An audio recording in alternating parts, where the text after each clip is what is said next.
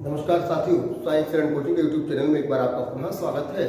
आज इस वीडियो के माध्यम से हम आपको सिखाने वाले हैं आकृतियों की गिनती।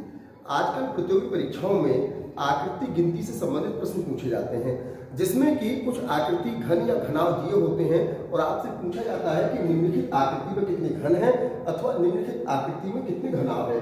तो देखिए, जैसे कि पहला प्रश्न आपके सामने है कि यहाँ समूह में कितना घन है, तो इसे ऐसे आप गिनेंगे, जैसे गिनते चले आए तो गलत हो जाएगा। और एग्जामिनर में क्या करता है कि इसमें इस तरह के विकल्प देता है कि उतना ही आंसर आपको सटीक लगता है।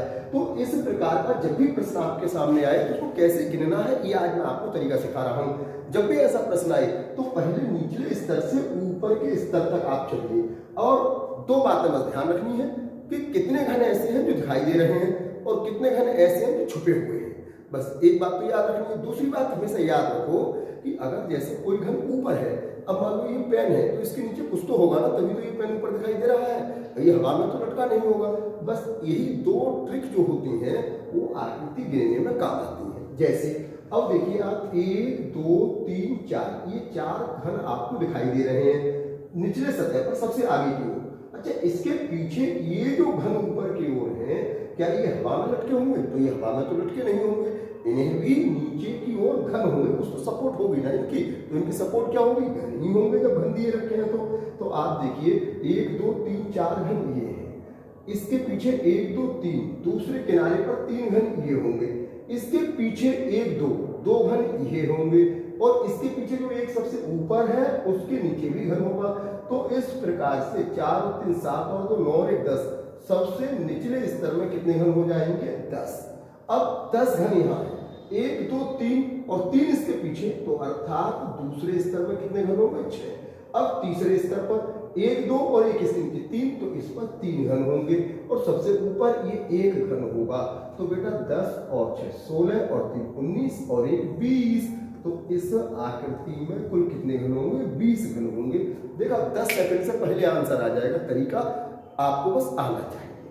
अब हम अगले प्रश्न की ओर चलते हैं। जैसे अगला प्रश्न देखो बेटा, इस आकृति में कितने घन हैं? अब आप देख रहे हैं कि 3 घन दाईं ओर 3 घन बाईं ओर दिखाई दे रहे हैं, तो 3 गुणा 3 यानी पहले चरण में सबसे निचले स्तर पर 9 घन होंगे, और ऊपर भी 9 घन होंगे, और इसके ऊपर भी 9 ही घन होंगे, क्योंकि घनाकार है। तो 9 + 9 + 9 बराबर कितने? 27। तो इस प्रश्न का आंसर बेटा क्या आ जाएगा? 27 घन। इस तरह से घन गिन लेते हैं। इसी तरह से ये देखिए, अब इसमें आप देखेंगे कि कुल कितने घन हैं। तो यहाँ पर अब देखिए, अब यहाँ पर इसको ब्लैक करके दे दिया और यहाँ पर किनारा बना कर दे दिया। 1 2 3 और 1 2 3, तो 3 और 3 9, तो निचले स्तर पर कितने घन? 9। 1 2 3 4। अच्छा, ये जो ऊपर तीसरा घन है, क्या ये हवा में तो लटका नहीं होगा? इसके नीचे घन होगा। तो 1 2 3 4 और 1 इनके 5, तो द्वितीय स्तर में कितने घन होंगे? 5। और सबसे ऊपर कितना होगा? 1। 9 और 5 14 और 1 15, तो यहाँ पर टोटल कितने घन हो जाएंगे? इस दी गई आकृति में 15 घन हो जाएंगे। ठीक है ना? तो जब भी ऐसा प्रश्न आए तो क्या करना है? सबसे पीछे सबसे पहले नीचे का स्तर, उसके ऊपर का स्तर, उसके ऊपर का स्तर, इस तरह से इसको गिनिए, तो 10 सेकंड से अंदर आंसर आ जाएगा। अब देखिए अगला प्रश्न बताते हैं बेटा। देखिए इस प्रश्न में कितने घन हैं? तो प्रश्न है कि निम्न आकृति में कितने घन हैं? 1 2 3 4, 1 2 3 4, 4 चौक 16। तो इसका मतलब है कि इस निचले चरण में सबसे निचले स्तर पर 16 घन है। अच्छा, यहाँ से कोई घन हटा नहीं है, तो इस स्तर पर भी 16 ही घन होंगे। अब देखिए यहाँ पर 16 घन होने चाहिए, लेकिन इस कोने को हटा दिया है, यानी इस कोने का जो घन है वो हटा दिया गया। तो ये घन कम कर लो इस तीसरे स्तर पर जाकर, तो यहाँ कितने घन हो जाएंगे? 15। अब यहाँ देखिए, यहाँ ये 4 की पूरी लाइन हटा दी, 2 घन ये हटा दिए, 4 और 2 6, और 1 घन ये हटा दिए, 7 घन हटा दिए। अगर ये घन नहीं हटे होते तो 16 होते ना, तो 7 घन जब हटा दिए तो 16 में से 7 गए, तो कितने बचे? 9 बचे। तो इसका मतलब चौथे स्तर पर 9 घन होंगे। अब इनको गिन लीजिए, 16 और 16 32, 32 और 15 47, 47 और 9 56। तो यहाँ कितने घन हो जाएंगे? इस तरह से आपके टोटल इसमें 56 घन हो जाएंगे। ठीक है ना? 9 और 5 14 26 और 26 के 6, हाथ से 2 3 4 5। तो इस दी गई आकृति में कितने घन हो जाएंगे बेटा? 56 घन हो जाएंगे। इसी तरह से एक और आकृति देखिए। अब हम एक आकृति बताते हैं कि इस आकृति में कितने घन हैं, ये आपको बताना है। तो देखो बेटा, क्या करना है कि 1 2 3 4 5 6 7 8, अब ये घन 8 हो सकते थे, लेकिन ये कोना हटा दिया, तो इस कोने में कितने घन हो गए? यहाँ पर 7 हो गए।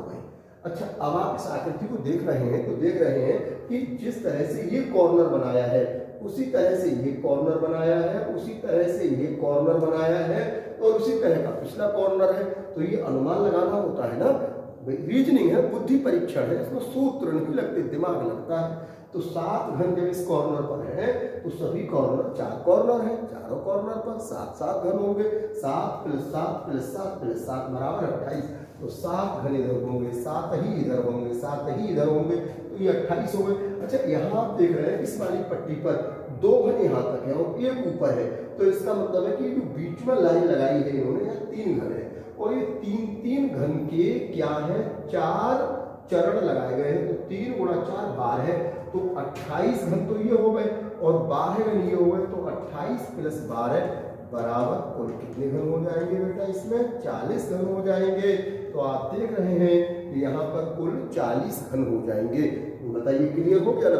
यदि आपके पास कोई भी प्रश्न है और समझ नहीं आ रहा है तो आप तुरंत उस प्रश्न का स्क्रीनशॉट लीजिए, अथवा किसी भी किताब का है, विकिपीडिया का है, कहीं का है, आप उस प्रश्न को हमारे इस नंबर पर व्हाट्सएप कर सकते हैं।